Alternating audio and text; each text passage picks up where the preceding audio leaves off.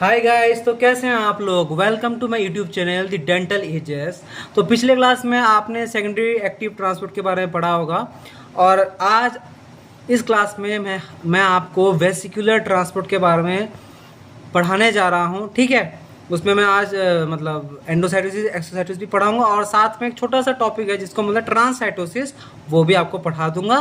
तो आपका जो सेल मेम्ब्रेन ट्रांसपोर्ट है वो आज की सेशन से है ना, आज जो सेशन होगा इसके बाद का सेल मेम्ब्रेन ट्रांसपोर्ट खत्म हो जाएगा। ठीक है, तो शुरू करते हैं वेसिकुलर ट्रांसपोर्ट। ओके, तो वेसिकुलर ट्रांसपोर्ट है क्या एक्चुअली में। अब देखो नॉर्मली क्या है कि जो छोटे छोटे जो माइक्रोमोलिक्यूल्स हैं है ना, छोटे छोटे मोलिक्यूल्स हैं जैसे प्रोटीन्स है ना, जो मतलब क्या बोलते हैं है ना, माइक्रोमोलिक्यूल सब्सटेंस, छोटे छोटे मोलिक्यूल्स होते हैं जैसे ग्लूकोज है ना, अमाइनो एसिड्स। ठीक है, ये तो मान के चलिए आप एक्टिव ट्रांसपोर्ट या पैसिव ट्रांसपोर्ट जैसे वाटर मूवमेंट, ये सब एक्टिव ट्रांसपोर्ट पैसिव ट्रांसपोर्ट से हो जाता है। ठीक है ना, पर जो बड़े बड़े मॉलिक्यूल्स हैं उनका क्या, जो मैक्रोमोलिक्यूल्स है, जो मैक्रोमोलिक्यूल्स है वो इसी वेसिकुलर ट्रांसपोर्ट के माध्यम से ट्रांसपोर्ट होता है, सेल मेम्ब्रेन के अंदर आता है या तो बाहर जाता है। ठीक है, अब वेसिकुलर ट्रांसपोर्ट है क्या, देखो द सब्सटेंस है that are transported through the cell membrane in the form of vesicles. ये सबसे मोस्ट इंपॉर्टेंट बात है कि वेसिकल्स के माध्यम से होगा ये।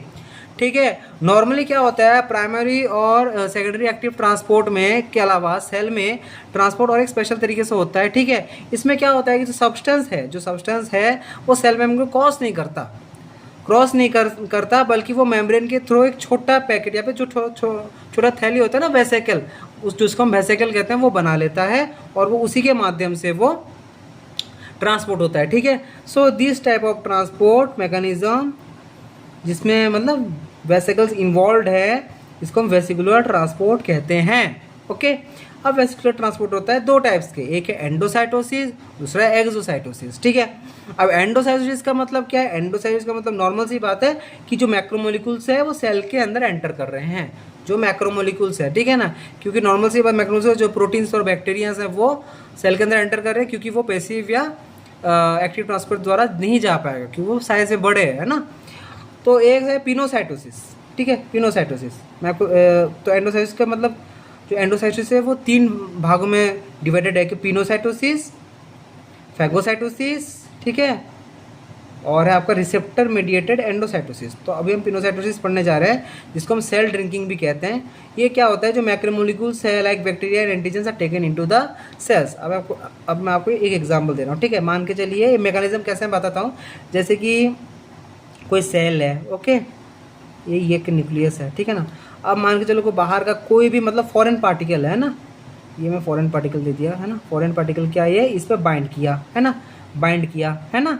अब बाइंड करने के बाद क्या होगा, ये एक फोल्ड बनाने लग जाएगा, ऐसे करके ना एक थैले की तरह बना, मतलब एक फोल्ड बनाएगा वो। देखो मैं अभी आपको बता रहा हूँ, जैसे कि इस तरीके का फोल्ड बनाने लग जाएगा धीरे धीरे, है ना, ऐसे एक फोल्ड बनाएगा। ठीक है, ये तो न्यूक्लियस है ना, तो जो फॉरेन पार्टिकल्स है ये धीरे धीरे इसको मतलब फोल्ड बनाने लग जाएगा, सेल जो है ये फोल्ड बनाएगा। ओके, अब धीरे धीरे क्या करेगा, इवेजिनेशन करेगा। इवेजिनेशन की मतलब ये अंदर की तरफ ऐसे मतलब है ना धसाएगा धीरे धीरे, जैसे मैं आपको दिखा रहा हूँ इवेजिनेशन है ना, ऐसे करेगा थोड़ा, ये देखो ऐसे है ना, ये मगर ये आपका न्यूक्लियस है। ओके, अब इवेजिनेशन करेगा जिससे क्या होगा, फिर ये आपके जो फॉरेन पार्टिकल्स है वो धीरे धीरे कहाँ जाएगा, फिर अंदर चला जाएगा।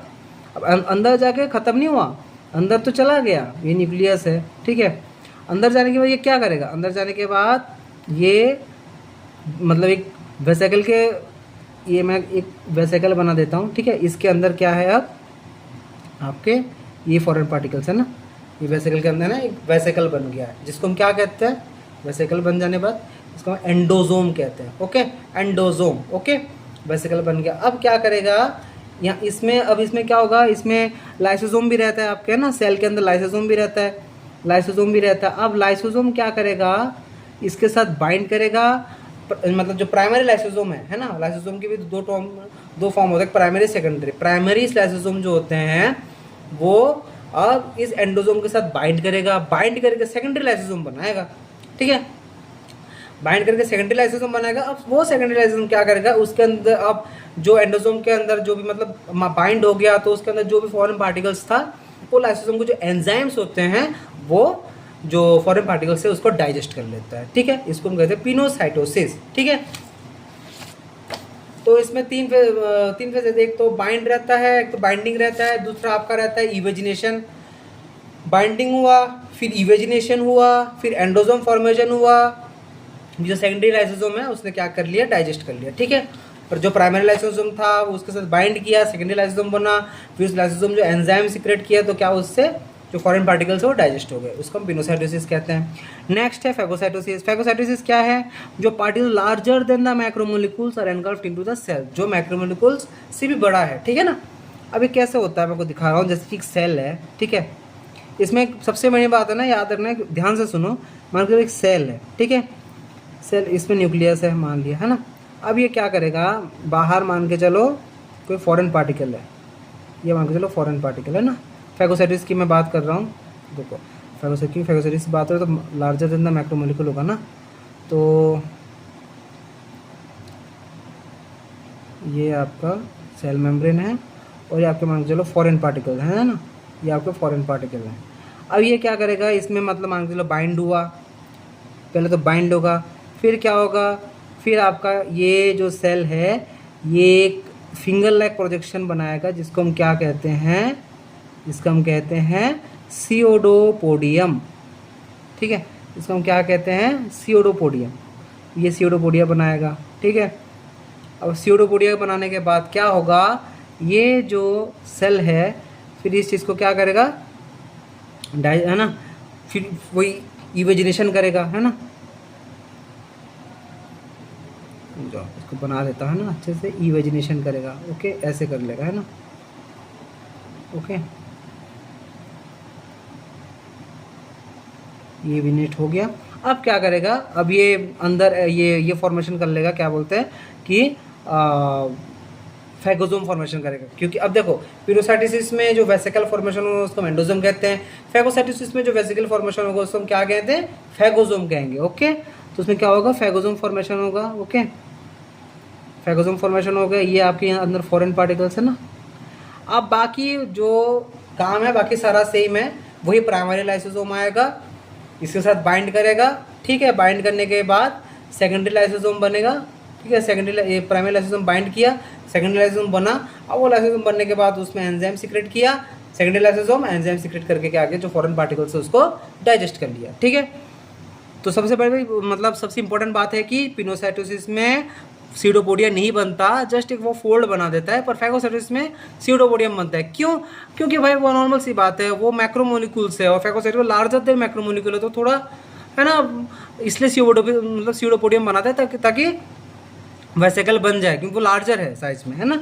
अब रिसेप्टर मेडिएटेड एंडोसाइटोसिस पढ़ते हैं। रिसेप्टर मेडिएटेड एंडोसाइटोसिस का मतलब है कि it is the transport of macromolecule with the help of receptor protein. ठीक है, रिसेप्टर प्रोटीन के माध्यम से वो ट्रांसपोर्ट होना। अब मैं आपको एकदम प्रॉपर एग्जाम्पल से एकदम प्रॉपर मैकेनिज्म बता रहा हूँ। ठीक है, थोड़ा सा समझो चीज़ को। ये है आपका सेल, ठीक है, ये आपका न्यूक्लियस है ना। मैं लाइसोसोम एक बना देता हूँ, है ना, ये एक लाइसोसोम मान लो, ये लाइसोसोम है। ओके, अब जो सेल है, जो मैं अगर रिसेप्टर मीडिएटेड ट्रांसपोर्ट की बात करूँ, उसमें क्या होता है, रिसेप्टर होता है। ठीक है, ये आपके रिसेप्टर, अरे ठीक है, ये आपके रिसेप्टर है मान के चलो। ठीक है, ये कुछ ऐसे रिसेप्टर पाए जाते हैं सेल में। ठीक है, ये रिसेप्टर है। अब बात ये है कि जो surface of the cell membrane which has some pits content receptor called clathrin. इस जो रिसेप्टर है इसका नाम क्या है, इसका नाम क्या है, कैथरीन नाम है, कैथरीन। ओके, कैथरीन नाम है। और क्या है, जो बाहर से जो सब्सटेंस बाइंड करना चाहेगा, ये मान के चलो कोई सब्सटेंस है जो बाइंड करना चाहता है बाहर से, ठीक है ना, इसको हम क्या कहते हैं, लिगांड कहेंगे, है ना, लिगांड मतलब लाइगैंड। ठीक है, लिगांड कहेंगे या तो लाइगैंड, कोई कुछ भी कह लो, है ना, मैं इसको लाइगैंड ही कहता हूँ, लाइगैंड है। ठीक है, बाहर से जो कोई फॉरेन पार्टिकल उसको हम लाइगैंड कहते हैं। ठीक है, अब बाकी ये जो बैठा है, ये जो मान के जो कैथरीन जो हाँ यही देता हूँ, कैथरीन जो बैठा है ना, ये जो कुछ ये पीट्स में बैठा ना, गड्ढे में बैठा ना, खड्डे में बैठा है, इस खड्डे को हम क्या कहते हैं, रिसेप्टर कोटेट रिसेप्टर कोटेड पीट, ठीक है, कैथेन उस पर बैठा है। अब क्या हुआ, अब सीधा सीधा मैं आपको ये प्रोसेस पे लेके जाता हूँ, मान के चलो इसमें बाइंड हो गया, ये आपका,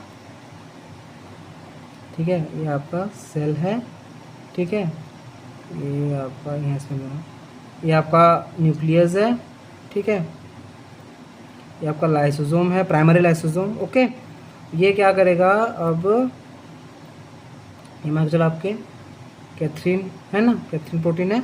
अब इसमें क्या होगा कि जो मान के चलो जो भी फॉरेन पार्टिकल है इसमें बाइंड कर लिया, ठीक है। अब बाइंड करने के बाद क्या होगा, बाइंड तो कर लिया, ठीक है, अटैचमेंट तो हो गया। अब आएगी क्या, ये एंडोसोम फॉर्मेशन। एंडोसोम फॉर्मेशन कैसे होगा, अब इसमें थोड़ा सा अलग बात ये है कि जो एंडोसोम फॉर्मेशन होगा ना, ये मान के चलो ये न्यूक्लियस है ना, ये आपके प्राइमरी लाइसोसोम है। अब जो एंडोसोम फॉर्मेशन होगा, ठीक है, जो ये एंडोसोम फॉर्मेशन हुआ, अब इसमें तो फॉरेन पार्टिकल रहेंगे ही रहेंगे, ठीक है ना, फॉरेन पार्टिकल तो रहेंगे ही रहेंगे, ये मान के चलो ये फॉरेन पार्टिकल तो रहेंगे ही रहेंगे। साथ में इसके साथ ये जो क्या था इसका, हाँ, कैथरीन भी इसके साथ जुड़ा हो, ऐसे जुड़ा रहेगा, ठीक है। ओके, लाइसोसोम के साथ साथ क्या रहेगा जुड़ा है, जो मान के चलो वहाँ पे जो मौजूद रिसेप्टर है वो भी इसके साथ जुड़ा रहेगा। ओके, अब रिसेप्टर क्या करेगा, अब ये प्राइमरी लाइसोसोम क्या करेगा, बाइंड करेगा, सेकेंडरी लाइसोसोम बनाएगा। अब सेकेंडरी लाइसोसोम को लाइसोसोमल एंजाइम, जिसको हाइड्रोलाइटिक एंजाइम भी कहते हैं, वो सीक्रेट करेगा। वो क्या करेगा, थोड़ा अब कर लो इमेजिन, है ना, वो क्या करेगा, वो जिसमें जो एंडोसोम के अंदर जो रिसेप्टर हैं उसको अलग कर देगा, ठीक है, लाइगेंड से अलग करके वो एंडोसोम जो बना, ये जो एंडोसोम बना है ना, ये जो एंडोसोम बना है, ठीक है, उससे जो लाइगेंड उसको बाहर ही कर देगा पूरा, है ना, लाइगेंड बस उस एंडोसोम के अंदर लाइगेंड रहेगा, रिसेप्टर को लाइगेंड से बाहर, जो एंडोसोम है उससे बाहर कर देगा। ओके, जिस कारण क्या आ गया, जो रिसेप्टर होगा वो मतलब साइटोप्लाज्म में चला गया, बस एंडोसोम में क्या रह गया आपके, वही जो आपकी जो लाइगेंड है, फॉरेन पार्टिकल्स थे, ठीक है। अब जो सेकेंडरी लाइसोसोम है, अब वो लाइसोसोमल एंजाइम सीक्रेट करके उस फॉरेन पार्टिकल्स को क्या करेगा, डाइजेस्ट कर लेगा, ठीक है। और अब बारी आती है, आप जो ये जो रिसेप्टर है उसका क्या होता है, कुछ नहीं होता उसका, वो फिर से रिसाइकल हो जाता है, वो फिर से कहीं दूसरे साइड में जाएगा, पिट्स बनाएगा, फिर से बैठ जाएगा, ठीक है, और वो फिर से लाइगेंड के इंतजार में बैठा हुआ है ना, फिर से लाइगेंड आएगा, फिर से बाइंड करेगा, फिर से एंडोसोम बनवाएगा, फिर से प्राइमरी लाइसोसोम उसको बाइंड करके अटैच है ना, बाइंड इंटरेक्ट करेगा, फिर सेकेंडरी लाइसोसोम बनेगा, फिर से वो secondary lysosome hydrolytic enzyme secret करेगा, जो रिसेप्टर है वो जो एंडोसोम से बाहर निकल आएगा, फिर से सेल फ्री है ना, सेल में चला जाएगा, साइटोप्लाज्म में चला जाएगा, वो रिसाइकल होता रहेगा, ठीक है। तो इसको हम कहते हैं क्या, इसको हम कहते हैं रिसेप्टर कोटेड एंडोसाइटोसिस। ओके, अब ये कौन सी चीज़ें, कौन सी है ना, मैक्रोमोलिक्यूल्स इस रास्ते से अंदर आते हैं। एक तो है देखो इंसुलिन, है ना, हार्मोन्स में क्या है, एक insulin, glucagon, TSH thyroid stimulating hormone, lipids में एलडीएल कोलेस्ट्रॉल, एंटीबॉडीज में आईजीई एंड आईजीजी, ठीक है। आईजीजी में कौन सा, पॉलीमेरिक आईजीजी और मैटरनल आईजीजी। ओके, और टॉक्सिस में क्या है, टॉक्सिन में जो बैक्टीरियल टॉक्सिन जैसे कि कॉलरा और डिप्थीरिया के जो टॉक्सिन्स है वो, और वायरस में कौन सा है, एडिनो वायरस, ठीक है। अब आ रही आती है आपका मैकेनिज्म एंडोसिस, ये आपने देख लिया फैगोसाइटोसिस क्या है ना, देखो फैगोसाइटोसिस से ये सीडोपोडियम बनाया, बैक्टीरिया अंदर लिया और सीधा सीधा फैगोसोम बना के क्या कर लिया, डाइजेस्टिव एंजाइम के द्वारा जो प्राइमरी लाइसोसोम है वो इसके साथ इंटरेक्ट करके सेकेंडरी लाइसोसोम बना लिया, ठीक है, अब उसको डाइजेस्ट कर लिया, देखो ये डाइजेशन हो रहा है, ठीक है। अब आगे पिनोसाइटोसिस, छोटे छोटे जो मोलिक्यूल्स होते हैं, जो मैक्रोमोलिक्यूल्स होते हैं, वो क्या होगा, वो फोल्ड बनाएगा, फोल्ड बना के वो एंडोसोम बना लिया, एंडोसोम बना के क्या करेगा, जो लाइसोसोम होता है उसके साथ बाइंड करेगा, सेकेंडरी लाइसोसोम, जो प्राइमरी लाइसोसोम बाइंड किया, सेकेंडरी लाइसोसोम बना, फिर उसको क्या किया, डाइजेस्ट कर लिया, ठीक है। ये आपका रिसेप्टर मेडिएटेड है। ओके, चलो अब आते हैं आपका एक्सोसाइटोसिस, ठीक है। एक्सोसाइटोसिस क्या है, exocytosis is nothing just it is the process by which the substance are expelled from the cell, cell से बाहर जाना बस। ओके, अब ये स्ट्रिक्टली कैल्शियम डिपेंडेंट प्रोसेस होता है। Okay, strictly calcium dependent process है, क्यों अभी मैं बता रहा हूँ आपको, ठीक है। पहले तो मैकेनिज्म आप देख लो, मैकेनिज्म मान के चलो, सेल के अंदर कुछ ज़रूरी चीज़ें भी तो बनती है, जैसे कि हार्मोन, ठीक है, जैसे कि डाइजेस्टिव एंजाइम, न्यूरोट्रांसमीटर, ठीक है। तो मान के चलो ये सेल है, सेल के, ये न्यूक्लियस है और सेल के अंदर मान के चलो कुछ ये ज़रूरी चीज़ें बने, ठीक है। अब ये क्या करेगा, ये एक वेसिकल फॉर्मेशन करेगा, ठीक है। ये वेसिकल फॉर्मेशन करता है जब मान के चलो सिग्नल मिलता है ना कि भाई अब ज़रूरत है, हार्मोन की ज़रूरत है, सिग्नल तो मिलता होगा, है ना। तो वेसिकल फॉर्मेशन कर लेता है जिसको हम सिक्रेटरी वेसिकल्स कहते हैं, है ना, सिक्रेटरी वेसिकल्स कहते हैं। अब ये क्या आएगा, अब ये जाएगा सीधा आपका सेल मेम्ब्रेन की तरफ, ये वेसिकल्स, ठीक है, ये न्यूक्लियस है, ये सेल मेम्ब्रेन की तरफ वेसिकल्स जाएगा और ये सीधा क्या होगा लास्ट में, एट लास्ट वो क्या होगा, ऐसे करके वो वेसिकल्स बाहर आ जाएगा, ठीक है, ये बाहर आ जाएगा। इसको हम क्या कहते हैं, एक्सोसाइटोसिस। ओके, अब ये कैल्शियम का क्या रोल है, देखो एक्सोसाइटिस के प्रोसेस में अपने आप तो नहीं हो सकता, ठीक है, इसको कि ट्रिगर पॉइंट चाहिए और वो ट्रिगर पॉइंट कोई नहीं, कैल्शियम ही होता है, ठीक है, जिससे वो स्टार्ट होता है, ठीक है, एक्सोसाइटोसिस। तो it plays an important role, ये mechanism role of calcium, it plays an important role during release of some secretory substance such as neurotransmitter. Okay, अब आती है आपका एक इम्पॉर्टेंट टॉपिक आता है, आपको ये क्लोस्ट्रीडियम बोटुलिनम पढ़ाने से पहले आपको एक इम्पॉर्टेंट टॉपिक पढ़ाऊँ जिसको हम स्नेयर प्रोटीन कहते हैं, ठीक है। स्नेयर प्रोटीन क्या है, स्नेयर प्रोटीन कुछ नहीं है। स्नेयर प्रोटीन को आप एक तरह से एक मोलिकुलर जिपर या हुक भी कह सकते हो, मोलिकुलर जिपर या हुक भी कह सकते हो, कि जिनका सबसे मेन काम सेल के अंदर बनने वाले वेसिकल्स में, जो सेल के अंदर वेसिकल्स बन रहा है, ठीक है ना, अब वो वेसिकल्स क्या करेगा, ये जो स्नेयर प्रोटीन है वो जो वेसिकल्स है वो सेल मेम्ब्रेन पे चिपकाएगा, जिसको हम क्या कहते हैं, डॉकिंग, ठीक है, जिसको हम कहते हैं डॉकिंग। जो स्नेयर प्रोटीन है वो क्या करेगा, जो वेसिकल्स बने हैं वो सेल मेम्ब्रेन में चिपकाएगा, ठीक है, और उनको फ्यूज़ करने में मदद करेगा, ताकि जो अंदर जो भी सब्सटेंस हो, न्यूरोट्रांसमीटर हो चाहे हार्मोन हो, वो बाहर जा सके। ओके, अब ये 2 टाइप्स होते हैं, एक है वी स्नेयर, दूसरा है टी स्नेयर। वी स्नेयर मतलब वेसिकल स्नेयर और टी का मतलब है आपका टारगेट स्नेयर। वेसिकल स्नेयर मतलब है कि ये वेसिकल्स में प्रेजेंट, वेसिकल्स के सरफेस में प्रेजेंट होगा, और टी स्नेयर है कि वो टारगेट से मतलब वो टारगेट मेम्ब्रेन, उसी सेल मेम्ब्रेन में प्रेजेंट होगा जिसमें वो जो वेसिकल है उसमें वो बाइंड करेगा, है ना। जिस साइड पे वो वेसिकल बाइंड करेगा उसी साइड पे सेल मेम्ब्रेन पे ये टी स्नेयर रहेगा, है ना, उसको हम टारगेट मेम्ब्रेन कहते हैं ना, क्योंकि उसी साइड पे वो वेसिकल बाइंड हो रहा है ना। चलो आप वी स्नेयर का एग्जांपल देख लो। वी स्नेयर का एक एग्जांपल है साइनेप्टोब्रेविन, एक एग्जांपल है ये साइनेप्टोब्रेविन, और टी स्नेयर का है सिंटेक्सिन एंड स्नैप 25, ठीक है, समझ आ गया। अब मैं आपको क्लोस्ट्रीडियम बोटुलिनम पढ़ाऊंगा, अब आपको समझ आएगा कि हाँ सर ने क्यों ये पहले पढ़ा दिया है। चलो अब ये जो क्लोस्ट्रीडियम बोटुलिनम है, आपको पता है कौन सा टॉक्सिन छोड़ता है, पता है, बोटुलिनम टॉक्सिन। ओके, अब ये क्या करता है, ये जो स्नेयर प्रोटीन है उसको क्या करता है, तोड़ देता है, क्लीवेज ऑफ स्नेयर प्रोटीन, ठीक है, जिससे क्या गया है, जो नर्व सेल में एसिटाइलकोलिन बन रहा हो उसको रिलीज नहीं हो पाता। ओके, अब ये टॉक्सिन्स है, ये 7 प्रकार के टॉक्सिन्स होते हैं कि A B C D E F and G, जिसमें ए और ई क्या करता है, स्नैप 25 को क्लीव करता है, बी डी एफ एंड जी क्या करता है, साइनेप्टोब्रेविन को क्लीव करता है, और सी सिंटेक्सिन को क्लीव करता है, ठीक है। अब क्योंकि एसिटाइलकोलिन रिलीज नहीं हुआ नर्व टर्मिनल में, जिसके कारण क्या होगा, फ्लासिड पैरालिसिस हो सकता है, ठीक है, ढीला पड़ जाएगा शरीर पूरा, है ना। अब आते हैं क्लोस्ट्रीडियम टिटनी। क्लोस्ट्रीडियम टिटनी आपने पढ़ा है ना, क्लोस्ट्रीडियम टिटनी ये क्या करता है, ये जो हाँ टिटनी डिजीज कॉज करता है, ये इसका जो वैक्सीन है उसका नाम क्या है, टेटनस, है ना, टेटनस वैक्सीन। चलो ये तो छोड़ो, ये तो अलग टॉपिक है। अब इसमें जो एक्सोटॉक्सिन है इसका नाम क्या है, टिटेनोस्पाज्मिन। एक्सोटॉक्सिन टिटेनोस्पाज्मिन वो इनिबिट करता है गाबा और ग्लाइसिन को, ठीक है। अब गाबा और ग्लाइसिन का क्या काम है, गाबा ग्लाइसिन इज इनहिबिटरी ट्रांसमीटर, वो ये मतलब जो स्पाइनल कॉर्ड में उन सेल्स, मतलब कौन से सेल्स, स्पाइनल कॉर्ड में रेनशो सेल्स जो होते हैं ना, वो उन पे अटैक करता है। जो क्लोस्ट्रीडियम टिटिन, जो ये जो टिटेनोस्पाज्मिन, जो ये जो एक्सोटॉक्सिन है, ठीक है, वो रेनशो सेल्स और स्पाइनल कॉर्ड पे वो अटैक करता है, और जो मसल रिलैक्स करने का सिग्नल देते हैं, जैसे कि जो सब्सटेंस थे जैसे गाबा और ग्लाइसिन, उसको ब्लॉक कर देता है, ठीक है। तो it result in unregulated activity in the motor nervous system characterised by the increased levels of acetylcholine and cause spastic paralysis, ठीक है, अनकंट्रोल हो जाएगा, है ना। चलो अब आता है आपका स्पेशल प्रोटीन। स्पेशल प्रोटीन में ऑफ एंडोसाइटोसिस। अभी आपने क्लोस्ट्रिडियम बोटुलिनम पढ़ा, टिटनी पढ़ा, अब आता है आपका स्पेशल प्रोटीन्स ऑफ एंडोसाइटोसिस। इसमें देखो एक है क्लेथ्रिन।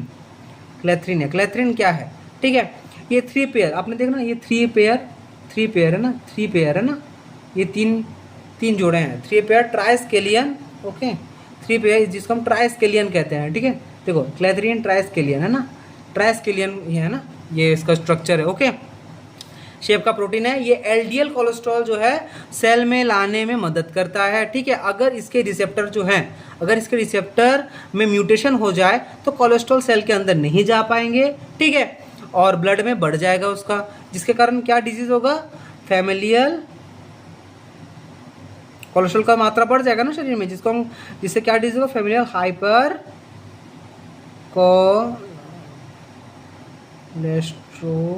कोलेस्ट्रोलेमिया, हाइपर कोलेस्ट्रोलेमिया, ठीक है, कहते हैं। अब आती है मैगलिन।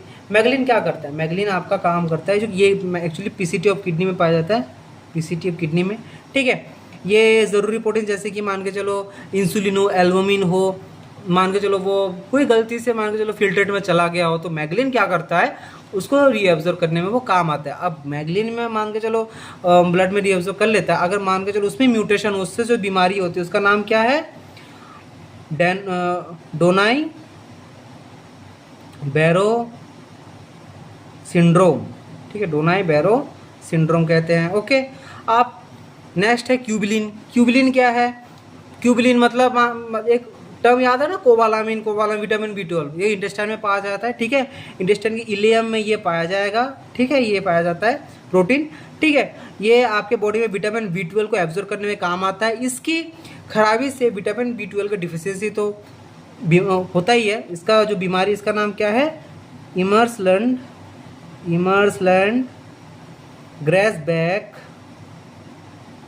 ग्रेसबैक सिंड्रोम, इमर्सलैंड ग्रेसबैक सिंड्रोम कहते हैं। It is characterised by the malabsorption of cobalamin and cobalamin, ठीक है, मैं कोबालामिन विथ प्रोटीन यूरिया, ठीक है, समझ आ गया आपको। अब आता है नेक्स्ट टॉपिक का ट्रांससाइटोसिस। ट्रांससाइटोसिस का मतलब एकदम आसान है, आपने एंडोसाइटोसिस पढ़ा, एक्सोसाइटोसिस पढ़ा, ठीक है। ट्रांससाइटोसिस का मतलब ये है कि ट्रांसफॉर्मेशन कि एक्स्ट्रा सेलुलर मैक्रोमोलिक्यूल पहले तो one side of the cell में एंटर करेगा, एक साइड से तो वो एंटर किया, माइग्रेट किया पूरा साइटोप्लाज्म में, ठीक है, एंड उसके बाद exit through the other side. मान के चलो कोई सेल है, एक मैं बना लेता हूँ, मान के चलो एक सेल है ना, उसमें मान के चलो वो कोई फॉरेन पार्टिकल एंटर किया। अब एंटर करने के बाद वो एंडोजोम फॉर्मेशन कर लिया है ना, ये न्यूक्लियस, ये एंडोजोम फॉर्मेशन कर लिया। अब ये क्या पूरा साइटोप्लाज्म का सैर किया, सैर करने के बाद दूसरे साइड पे आके वो क्या कर गया, वो एक्सोसाइटोसिस कर लिया, ठीक है। इसको हम ट्रांससाइटोसिस कहते हैं, मतलब एंडोसाइटोसिस एक्सो दोनों ही हो रहा है, ठीक है, आर पार है ना, मतलब एक साइड पे घुसा वो दूसरे साइड से वो पूरा साइटोप्लाज्म को है ना सैर करते हुए बाहर निकल गया दूसरे साइड से। ओके, अब एग्जाम्पल है, एक तो नॉर्मल है, एक पैथोलॉजिकल दे रहा हूँ। नॉर्मली क्या है, नॉर्मली जैसे कि हमारे ब्लड वेसल्स की जो कैपिलरीज है, उसमें जो वॉल है, उसमें जो एंडोथेलियल सेल्स है, ठीक है ना, इसी प्रोसेस से प्रोटीन्स को ब्लड से निकाल कर है ना आसपास के टिश्यूज में है ना या फिर इंटरस्टिशियल फ्लूइड में वो भेज देता है, ठीक है। और पैथोलॉजिकल अगर मैं बात करूँ पैथोलॉजिकली, तो इसका है HIV जो वायरस है, ह्यूमन इम्यून डिफिशियंसी वायरस, वो ये काम करता है ना। चलो, तो आपका ट्रांससाइटोसिस का जो सेशन है वो भी ख़त्म हो रहा है, ठीक है। आपको पूरा समझ आ गया कि वेस्कुलर ट्रांसपोर्ट में क्या होता है, वेसिकल्स के माध्यम से ट्रांसपोर्ट होना, ठीक है। उसमें एंडोसाइटोसिस, एक्सोसाइटोसिस आ रहा है। एंडोसाइटोसिस में पिनो, फैगो एवं और क्या आता है, रिसेप्टर मेडिएटेड एंडोसाइटोसिस, ठीक है। और आपके एक्सोसाइटोसिस में तो एक्सोसाइटोसिस बाहर निकल रहा है, ठीक है। और दूसरा ट्रांससाइटोसिस, ठीक है। अब जो प्रोटीन्स है, इंपॉर्टेंट प्रोटीन्स फॉर एंडोसाइटोसिस, जैसे कि क्लेथ्रीन, याद रखना क्लेथ्रीन है वो, रिसेप्टर मेडिएटेड में हमने कैथरीन पढ़ा था, ओनली CA कैथरीन, और इसमें क्लैथ्रिन एक एल है, उसमें कंफ्यूज मत होना, ओके। तो एंडोसाइटोसिस में वो क्लैथ्रिन, मेगालिन, क्यूबिलिन, ठीक है। क्लैथ्रिन के जो डिफिशियंसी से क्या डिजीज होता है वो अपने को आपको बताया गया, मैगलिन से क्या होता है वो बताया गया, क्यूबिलिन से क्या हो बता दिया गया, ठीक है। आपका आता था फिर जो स्ट्रक्चर था स्नेयर प्रोटीन, है ना। स्नेयर प्रोटीन में आपको बताया गया जिससे क्या होता है वो क्लोस्ट्रीडियम बोटुलिनम, और है ना, क्लोस्ट्रीडियम बोटुलिनम कैसे क्लीव कर रहा है, कैसे वो टॉक्सिन काम कर रहा है, ओके। उससे क्या फ्लैसिड पैरालिसिस हो रहा है, ओके। और टिटनी से टिटेनोस्पाज्म जो एक्सोटॉक्सिन है उससे क्या हो रहा है, स्पास्टिक पैरालिसिस हो रहा है, ठीक है। टिटनी जिसको बोलते हैं ना, ओके। तो और आपका क्या हो गया था, और आपका हो गया था वैसे हाँ एंडोसाइटोसिस हो गया। एक्सोसाइटोसिस भी वो तो नॉर्मल है कि सेल के बाहर निकल गई जो सिक्रेटरी वेसिकल्स है, जो हार्मोन्स है, जो जरूरी हार्मोन्स है, न्यूरोट्रांसमीटर, वो है ना सिक्रेटरी वेसिकल्स के माध्यम से द्वारा वो कैसे बाहर निकल जाता है, ठीक है। और क्या रह गया आपका, और रह गया, और हाँ ट्रांससाइटोसिस तो आपने भी पढ़ा है, एंडोसाइटोसिस प्लस एक्सोसाइटोसिस, जिसको ट्रांससाइटोसिस कहते हैं कि एक साइड से वो एंडोसाइटोसिस के माध्यम से वो सेल के अंदर आया और दूसरे साइड से वो एक्सोसाइटोसिस के माध्यम से वो बाहर निकल गया, ठीक है, पूरा साइटोप्लाज्म को, है ना, मूव करते हुए, ओके। तो that's it for today guys. तो लाइक कीजिए, शेयर कीजिए और सब्सक्राइब जरूर करें मेरे चैनल को, ठीक है। आपके सब्सक्राइब से मेरे को मोटिवेशन मिलेगा, है ना। और आपका जो सेल मेम्ब्रेन का ट्रांसपोर्ट है वो जो ये जो आपका जो चैप्टर ये वो ख़त्म होता है, ठीक है। अब अगले लेक्चर में आपको मिलते हैं, ठीक है। नए लेक्चर में नए शुरुआत है ना, नया कॉन्सेप्ट है ना, जो आपको सिंपल तरीके से समझाएंगे हम, ठीक है, जितना भी हो सके, है ना। तो thank you all for lecture को पूरा देखने के लिए, है ना। आप लोग ही समझोगे, आप लोग ही है ना अच्छे रिजल्ट करोगे, ठीक है। तो थैंक यू गाइस, लाइक करो, शेयर करो, सब्सक्राइब करो and have a good day, ठीक है। मिलते हैं अगले लेक्चर में, ओके।